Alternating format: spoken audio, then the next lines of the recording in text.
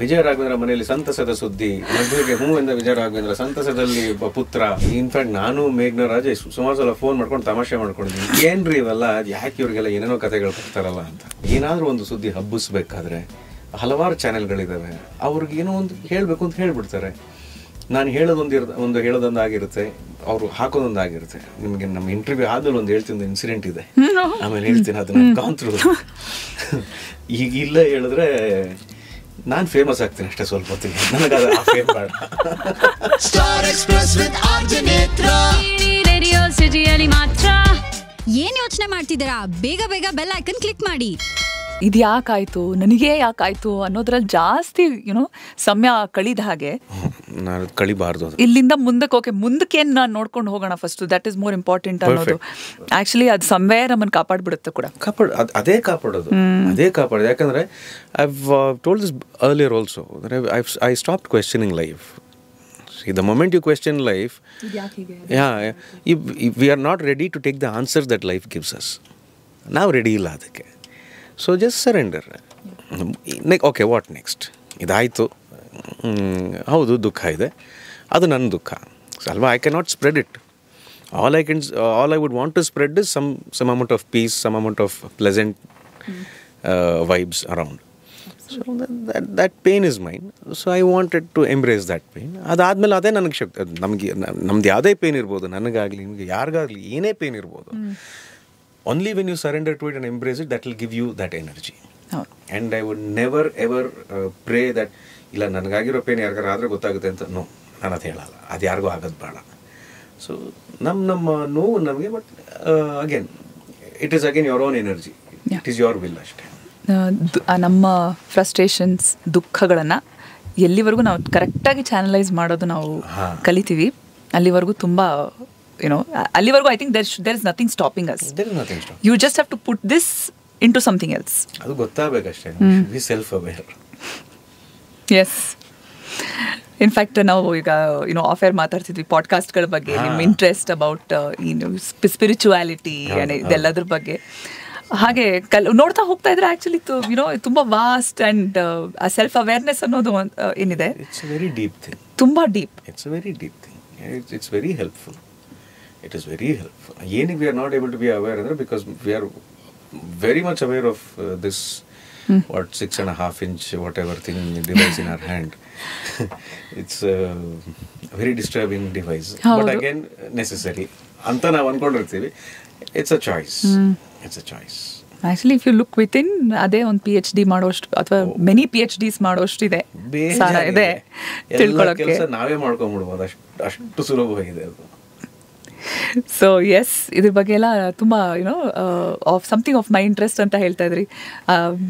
Very soon probably ನಿಮ್ಮ interest ಅಲ್ಲೇ, ನಿಮ್ಮ ಸ್ಟೈಲ್ನಲ್ಲೇ some interesting shows, podcast anyway start ಮಾಡಿದ್ರಿ. And yeah, I want to discuss many things because I want to learn things. Maybe ನಿಮ್ಮ vision ಅಲ್ಲಿ, ನಿಮ್ಮ way of thinking ಅಲ್ಲಿ, the way you perceive ನಂಗೆ ಭಾಳ ಇಷ್ಟ ಅದ್ರ ಬಗ್ಗೆ ಮಾತಾಡೋಕೆ. I like to talk about beliefs. I like to talk ಅಂದರೆ ನನಗೆ ಈ ನಂಬಿಕೆಗಳು, ಆಮೇಲೆ ಆಚಾರಗಳು, ಆಮೇಲೆ ಏನ್ಷಿಯಂಟ್ ಹಿಸ್ಟ್ರಿ, ಎಲ್ಲದ್ರ ಹಿಂದೆ ಒಂದು ಕಾರಣ ಇದೆ ಅಲ್ವಾ. So I am constantly seeking. ನನಗೆ ಅದು ಬಹಳ ಇಷ್ಟ, ತುಂಬ ಇಷ್ಟ. ಅದ್ರ ಬಗ್ಗೆ ಮಾತಾಡೋಕೆ ತುಂಬ ಆಸೆ ನನಗೆ. ನೋಡೋಣ ಯಾರು ಸಿಗ್ತಾರೆ ಕರೆಕ್ಟ್ ಆಗಿರೋ, ಒಂದು ಒಳ್ಳೆ ಚೆನ್ನಾಗಿ ಮಾತಾಡೋರು ಬೇಕು. ನನಗೆ ಕೇಳೋಕೆ ಇಷ್ಟ, ನನಗೆ ಓದೋಕ್ಕಾಗಲ್ಲ. ಸರಿಯಾದ ಸಮಯ, ಸರಿಯಾದ ವ್ಯಕ್ತಿ ಸಿಗಬೇಕು. ಹೌದು ಹೌದು, ಅಷ್ಟೇ. ಇವಾಗ ಸದ್ಯಕ್ಕೆ ರಿಪ್ಪನ್ ಸ್ವಾಮಿ ಕಾದ್ಬಿಡೋಣ ನಾವು. ಇದೆಲ್ಲದರ ನಡುವೆ I don't know how you'd like to answer this question also. Social ಮೀಡಿಯಾನಲ್ಲಿ ನಿಮ್ಮನ್ನ ಲಿಂಕ್ ಮಾಡೋದು ಆ್ಯಂಡ್ ಸುಮಾರು ಮಾತು ನಡೆಯುತ್ತೆ. ಐ ಡೋಂಟ್ ನೋ ಇದನ್ನ ಹೇಗೆ ತಗೋತೀರಾ ಅಂತನೋ, ಬಟ್ ಯಾ, ಈಗಷ್ಟೇ ನಾವು ಮಾತಾಡ್ತೀವಿ ಹೇಗೆ ಜನ ಅವ್ರದ್ದೇ ಕಾನ್ಸ್ಪಿರಸಿ ಥಿಯರೀಸ್ನ ಬಿಲ್ಡ್ ಮಾಡ್ತಾರೆ, ಹೇಗೆ ಎಲ್ಲ ಕಥೆಗಳನ್ನ. ಆ್ಯಕ್ಚುಲಿ ಒಳ್ಳೆ ಸ್ಟೋರಿ ಟೆಲ್ಲರ್ಸು, ಕಾಮೆಂಟ್ ಸೆಕ್ಷನ್ ಅಲ್ಲಿ ಒಳ್ಳೆ ಕಥೆ ಇರುತ್ತೆ, ಅದ್ಭುತವಾದ ಕಥೆಗಾರರು ಇದ್ದಾರೆ. ಇನ್ಫ್ಯಾಕ್ಟ್ ಈಗ ಬೆಳಗ್ಗೆ ನಾವು ಒಂದು ವಿಡಿಯೋ ಬಗ್ಗೆ ಮಾತಾಡ್ತಿದ್ವಿ, ಅದ್ರಲ್ಲಿ ನಾವು ಈ ತರ ಕಾಮೆಂಟ್ಸ್ ಬರ್ಬೋದು ಅಂತ ನಾವು ಯೋಚನೆ ಮಾಡದೇ ಇರೋ ಅಷ್ಟ್ರ ಮಟ್ಟಿಗೆ ಕಾಮೆಂಟ್ಸ್ ಬಂದ್ಬಿಟ್ಟಿದ್ವು. ಸೊ ಹಾಗೆ ಅಬೌಟ್ ದೀಸ್ ಪೀಪಲ್ ಹೇಗೆ ತಗೊಳ್ತೀರಿ? ನನಗೆ ಇನಿಷಿಯಲಿ ಅದು ಫಸ್ಟ್ ಒಂದು ಸ್ವಲ್ಪ ಸಿಟ್ಟು ಬರ್ತಿತ್ತು ನನಗೆ ಇನಿಷಿಯಲಿ. ಯಾಕಂದ್ರೆ ವಾಟ್ ಈಸ್ ದರ್ ಬಿಸ್ನೆಸ್? ನಾನು ಎಲ್ಲಿ ಹೋಗಿ ಕೂತ್ಕೋತೀನಿ, ನಾನು ಎಲ್ಲೋ ಕಾಫಿ ಕುಡಿತೀನಿ, ನಾನೇನು ಮಾಡ್ತೀನಿ, ಅದು ನನ್ನ ಜೀವನ, ನಾನೇನು ಅನುಭವಿಸ್ತಾ ಇದ್ದೀನಿ ಅದು ನನ್ನದು. ವಿಜಯ ರಾಘವೇಂದ್ರ ಕರೆಕ್ಟಾಗಿ ಕೆಲಸ ಮಾಡ್ತಿದ್ದಾನೆ, ಕರೆಕ್ಟಾಗಿ ಶೂಟಿಂಗ್ ಮಾಡ್ತಿದ್ದಾನೆ, ಕರೆಕ್ಟಾಗಿ ಅವ್ನು ಡ್ಯೂಟಿ ಮಾಡ್ತಾ ಇದ್ದಾನೆ, ಚೆನ್ನಾಗಿ ನಡ್ಕೋತಾ ಇದ್ದಾನೆ ಹೊರಗೆ, ಅಷ್ಟು ಸಾಕಲ್ವಾ? I am answerable only and only to that extent Netra. ಅದು ಬಿಟ್ಟು ಬಿಲೀವ್ ಮೀ, ಒಂದು ಸಲ ಗೇಟ್ ಒಳಗೆ ಬಂದುಬಿಟ್ರೆ, ಮನೆ ಒಳಗೆ ಬಂದ ಮೇಲೆ ನಾನಾಯಿತು, ನನ್ನ ಮಗ ಆಯಿತು, ನಮ್ಮ ಅಪ್ಪ, ನಮ್ಮಮ್ಮ, ನಮ್ಮ ಅತ್ತೆ ಮಾವ, ನಾವು ಈಗಲೂ ಹಾಗೆ ಇದ್ದೀವಿ. ಸೊ ನನಗೆ ಅದು ಬಹಳ ಇಷ್ಟ, ನನಗೆ ಆ ಸ್ಪೇಸ್ ಬಹಳ ಇಷ್ಟ. ಆಮೇಲೆ ನನಗೆ ಅರ್ಥ ಆಯಿತು, ನಾನು ಹೇಳಿದ್ನಲ್ಲ ಇದಿಷ್ಟು ಯೋಚನೆ ಮಾಡಿದ್ದು ನನಗೆ ಸಿಟ್ಟಲ್ಲಿ. ಆಮೇಲೆ ಯೋಚನೆ ಮಾಡಿದೆ, ಇಲ್ಲ ಅದು ಅವರು ಯೋಚನೆ ಮಾಡೋ ರೀತಿ, ನಾನು ಯಾರನ್ನೂ ನಿಲ್ಸೋಕ್ಕಾಗೋದಿಲ್ಲ ಅಲ್ವಾ? ಇನ್ಫ್ಯಾಕ್ಟ್ ನೀವೇ ಹೇಳ್ದಂಗೆ ಆ ಕಮೆಂಟಲ್ಲೇ ಆ ಉತ್ತರ ಅಲ್ಲೇ ಬಂದ್ಬಿಟ್ಟಿರುತ್ತೆ. ಯಾಕ್ರಿ ಅವ್ರು ಸುಮ್ಮನೆ ಏನೇನೋ ಕತೆ ಕಟ್ತಿರೋ ಅವ್ರ ಬಗ್ಗೆ, ಅವ್ರ ಪಾಡಿಗೆ ಅವ್ರು ನೆಮ್ಮದಿಯಾಗಿದ್ದಾರೆ, ಅವ್ರ ಪಾಡಿಗೆ ಅವ್ರ ಮಗನ ನೋಡ್ಕೊಂಡಿದ್ದಾರೆ, ಹಂಗಾರೆ ಅವರು ಜೀವನ ಮಾಡಬಾರ್ದಾ, ಹಂಗಾರೆ ಅವ್ರು ಅದು ಮಾಡಬಾರ್ದಾ, ಇದು ಅವ್ರವರೇ ಡಿಫೆಂಡ್ ಮಾಡ್ಕೋತಾ ಇರ್ತಾರೆ. ಅದನ್ನ ಸುಮ್ಮನೆ ಹಾಗೆ ಬಿಟ್ಬಿಟ್ಟೆ ನಾನು ರಿಯಾಕ್ಟ್ ಮಾಡಿದ್ರೆ ಏನಾಗುತ್ತೆ, ಅಲ್ಲಿ ಆ ವಿಚಾರ ಹಾಕಿದವನಿಗೆ ಓ ಇಲ್ಲಿ ಈ ಥರ ರಿಯಾಕ್ಟ್ ಮಾಡ್ತಿದ್ದಾನೆ, ಇಲ್ಲಿ ಏನೋ ಇದೆ ಅಂತ ಅನ್ಕೋಬೇಕು. ನನ್ನ ಜೀವನ ಹೇಗೆ ನಡೀತಿದೆ ಅಂತ ನನಗೆ ಗೊತ್ತು, ನಾನು ಏನು ಕೆಲಸ ಮಾಡ್ತಿದ್ದೀನಿ ಅಂತ ನನಗೆ ಗೊತ್ತು, ನಾನು ಯಾವುದನ್ನ ಅನುಭವಿಸ್ತಾ ಇದ್ದೀನಿ ಅಂತ ನನಗೆ ಗೊತ್ತು. ಅದ್ರ ಜೊತೆಯಲ್ಲಿ I am being very very honest. ಬಹಳ ಒಳ್ಳೆ ಜನ ನನಗೆ ಸಿಕ್ಕಿದ್ದಾರೆ, ಬಹಳ ಒಳ್ಳೆ ಫ್ಯಾನ್ಸ್ ಇದ್ದಾರೆ, ಬಹಳ ಒಳ್ಳೆ ಸ್ನೇಹಿತರಿದ್ದಾರೆ. ಎಲ್ಲರೂ ಕೂಡ ನನ್ನ literally they have held me like this, ಅಂದರೆ ತಮ್ಮ ಕೈಯಲ್ಲಿ ಹಿಡ್ಕೊಂಡು ನನ್ನ ನೋಡ್ಕೊಂಡಿದ್ದಾರೆ initially.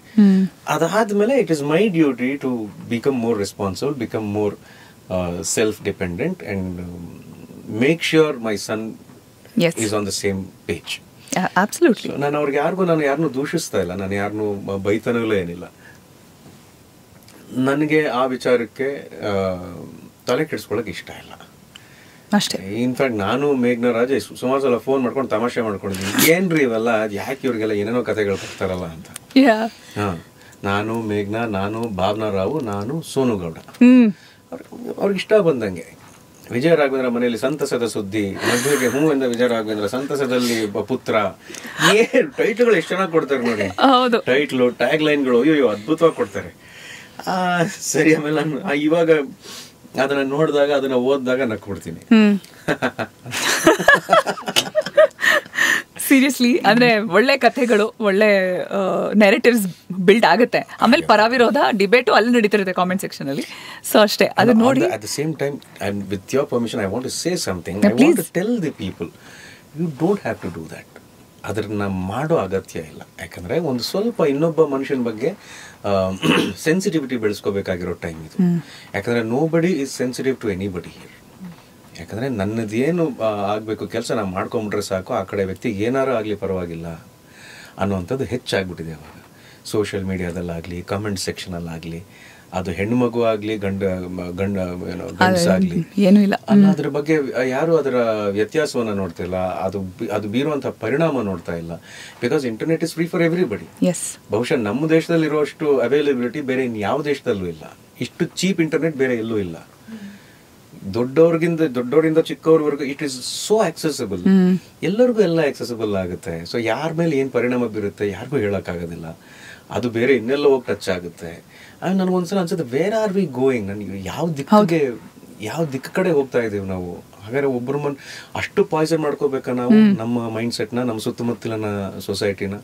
So I would request all of them, ಈ ಕಮೆಂಟ್ ಮಾಡಬೇಕಾದ್ರೆ ಅಥವಾ ಏನಾದರೂ ಒಂದು ಸುದ್ದಿ ಹಬ್ಬಿಸ್ಬೇಕಾದ್ರೆ ಹಲವಾರು ಚಾನೆಲ್ಗಳಿದ್ದಾವೆ, ಅವ್ರಿಗೆ ಏನೋ ಒಂದು ಹೇಳಬೇಕು ಅಂತ ಹೇಳ್ಬಿಡ್ತಾರೆ. ನಾನು ಹೇಳೋದೊಂದಾಗಿರುತ್ತೆ, ಅವರು ಹಾಕೋದೊಂದಾಗಿರುತ್ತೆ. ನಿಮಗೆ ನಮ್ಮ ಇಂಟರ್ವ್ಯೂ ಆದ್ಮೇಲೆ ಒಂದು ಹೇಳ್ತೀನಿ, ಒಂದು ಇನ್ಸಿಡೆಂಟ್ ಇದೆ, ಆಮೇಲೆ ಹೇಳ್ತೀನಿ, ಅದನ್ನ ಕಾಂತ್ರು. ಈಗ ಇಲ್ಲ ಹೇಳಿದ್ರೆ ನಾನು ಫೇಮಸ್ ಆಗ್ತೀನಿ ಅಷ್ಟೇ ಸ್ವಲ್ಪ ಹೊತ್ತಿಗೆ, ನನಗೆ ಆ ಫೇಮ್ ಬೇಡ.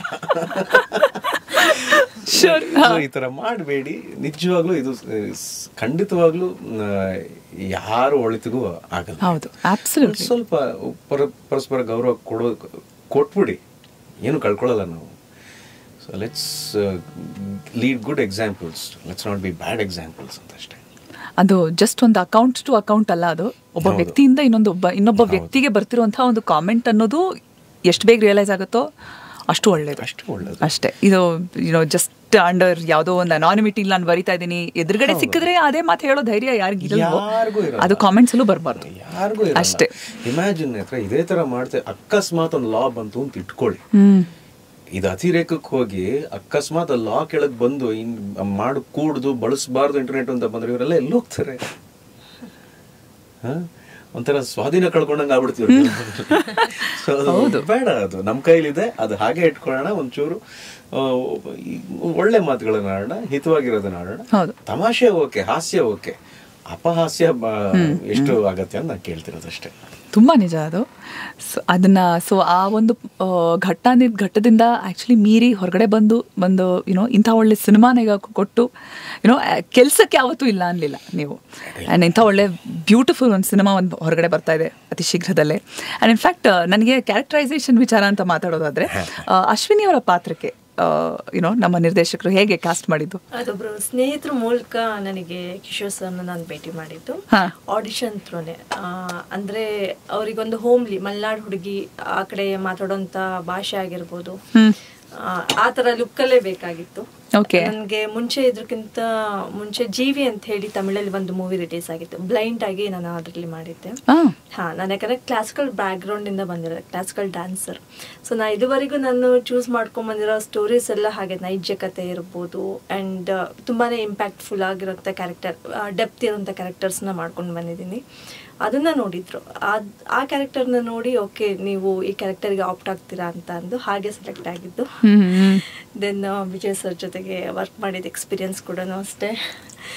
ಸ್ಕ್ರೀನ್ ಮೇಲೆ ಇದ್ದಾರೆ ಅಂತಂದ್ರೆ ಆಸ್ ಅ ಸುಮ್ನೆ ಅಲ್ಲ ನ್ಯಾಷನಲ್ ಅವಾರ್ಡ್ ಬಂದಿರುವಂತಹ ನಟ, ಅವ್ರ ಜೊತೆ ಸ್ಕ್ರೀನ್ ಶೇರ್ ಮಾಡ್ಬೇಕಾದ್ರೆ ಯಾಕಂದ್ರೆ ನಾನು ಕೂಡ ಅವ್ರದ್ದು ಎಷ್ಟೋ ಮೂವಿಗಳನ್ನ ನೋಡ್ಕೊಂಡು ಬೆಳೆದಿರೋಂತ ಹುಡುಗಿ. ನಿನಗಾಗಿರ್ಬೋದು,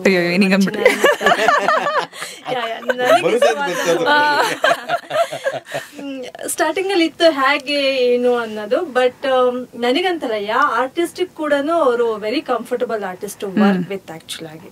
ಆಮೇಲೆ ಅವ್ರ ಬಗ್ಗೆ ನಾನು ಹೇಳ್ಬೇಕಾಗಿದ್ದೇನಿಲ್ಲ, ಎಲ್ಲರಿಗೂ ಗೊತ್ತಿರೋಂಥ ವಿಷಯ. ಅವರ ಎಂಥ ವ್ಯಕ್ತಿ, ಅವರ ವ್ಯಕ್ತಿತ್ವ ಆಗಿರ್ಬೋದು, ವೆರಿ ಹಂಬಲ್, ತುಂಬಾನೇ like comfortable to work with ಅಂತ. ಅಬ್ಸಲ್ಯೂಟ್ಲಿ. ಸೊ ಸಿನಿಮಾದ ಬಗ್ಗೆ ಆಕ್ಚುಲಿ ಪ್ರೊಡ್ಯೂಸರ್ಸ್ ಬಗ್ಗೆ ಎಷ್ಟು ಜನ ಇರುತ್ತೆ? 25 ಜನ, ಹೆಚ್ಚು ಕಡಿಮೆ 20ರಿಂದ 25 ಜನ ಇದ್ದಾರೆ, ಆ ನಂಬರ್ ಇದ್ದಾರೆ. ಅಷ್ಟು ಜನ ನಿರ್ದೇಶಕರ ನಿರ್ಮಾಪಕರನ್ನ ಹುಡುಕಿ ಅವ್ರನ್ನ ಹುಡುಕಿ ಫೈನಲಿ ಒಬ್ಬ ಪ್ರೊಡ್ಯೂಸರ್ ಸಿಗ್ತಾ ಇರ್ಲಿಲ್ಲ, ಬಟ್ ಕೊನೆಗೆ ಅಷ್ಟು ಜನರನ್ನ ವೋಟ್ ಮಾಡಿದ್ದಾರೆ. ಅಂದ್ರೆ ಎಷ್ಟು ಅವರ ಯಥಾಶಕ್ತಿ ತುಂಬಾ ಕನ್ಸ್ಟ್ರೆಂಟ್ಸ್ ಅಲ್ಲೇ ಮಾಡಿದ್ದು. ಇನಿಷಿಯಲಿ ಅವ್ರ ಕ್ಲೋಸೆಸ್ಟ್ ಫ್ರೆಂಡ್ಸ್, ಅಂದ್ರೆ ಇದಕ್ಕೆ ಮುಂಚೆ ಒಂದು ಮಕ್ಕಳು ಸಿನಿಮಾ ಮಾಡಿದ್ರು ಕೇಕ್ ಅಂತ, ಕಿಶೋರ್ ಮೂಡುಬಿದ್ರಿ ಸರ್.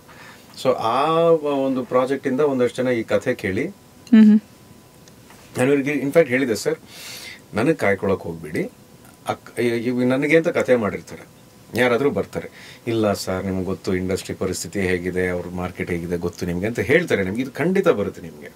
ನಾನು ಇಷ್ಟವರೆಗೆ ಮಾತಾಡ್ತಿಲ್ಲ, ನಾನು ನಿಮ್ಗೆ ಫ್ಯಾಕ್ಟ್ ಹೇಳ್ತಾ ಇದ್ದೀನಿ.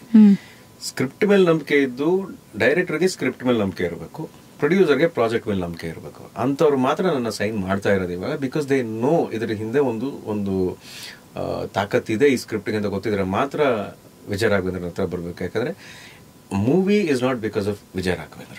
ವಿಜಯ Raghavendra is because of the movie is what I have always believed. ಈ ಬಿಲೀಫ್ ಇದ್ರೆ ಮಾತ್ರ ಮಾಡೋಕ್ಕಾಗತ್ತೆ ಸರ್. ನಿಮಗೆ ಪಾಪ ಏನಿತ್ತು ಅಂದರೆ ಹಿಂಸೆ ತಗೋತೀರಾ ನೀವು ಬೇರೆ ಯಾರು ಸಿಕ್ಕಿದ್ರೆ ಮಾಡಿ, ಇದ್ದಾರೆ ಬಾಕಿ ಜನ ನನ್ನ ಕಲೀಗ್ಸ್ ಇದ್ದಾರೆ, ಯು ಕ್ಯಾನ್ ಕಾಸ್ಟ್ ದೆಮ್ ಅಂತ ಹೇಳಿದೆ. ಸರ್ ನೋ ಸರ್, ಆ ಥರ ಮಾಡಂಗಿದ್ರೆ ನಾನು ಒಂದು ವರ್ಷದಿಂದನೇ ಹೋಗ್ತಾ ಇದ್ದನಲ್ಲ ಸರ್, ನನಗೆ ಈ ಕಥೆಗೆ ನೀವೇ ಮಾಡ್ಬೇಕು, ನನಗೆ ಗೊತ್ತಿಲ್ಲ, ನೀವು ಮಾಡಿ ಅಂತ. It becomes a huge responsibility. ನನಗೆ becomes a huge responsibility. It is huge faith. ಯಾರ್ದೋ ಒಬ್ಬರು ಅಂಥ ದೊಡ್ಡ ನಂಬಿಕೆ ನನ್ನ ಮೇಲೆ ಇದೆ ಅಂದರೆ 24 ಜನರನ್ನ ಒಟ್ಟಾಕಿದ್ದಾರೆ ಅವರು. ಅವ್ರ ಮೈಂಡ್ ಸೆಟ್ಗಳನ್ನ ಇಬ್ಬರನ್ನ ಸಂಭಾಳಿಸೋದೇ ಕಷ್ಟ. ಎಕ್ಸಾಕ್ಟ್ಲಿ 24 ಜನರು ಇನ್ವೆಸ್ಟ್ ಮಾಡಿ ಈ ಸಿನಿಮಾ ಚೆನ್ನಾಗಿ ಮಾಡಬೇಕು ಅಂತ. ಆಮೇಲೆ ಅದ್ರಲ್ಲಿ ಸುಮಾರು ಜನ ಸ್ನೇಹಿತರೇ ಆಗಿರೋದ್ರಿಂದ ಈ ಮಟ್ಟಿಗೆ ನಮಗೆ ಸಿನಿಮಾನ ಪ್ರಮೋಟ್ ಮಾಡೋದಕ್ಕೆ ಅನುಕೂಲ ಆಗ್ತಾ ಇದೆ. So I am very thankful to the production house Panchanana films ಅಂತ.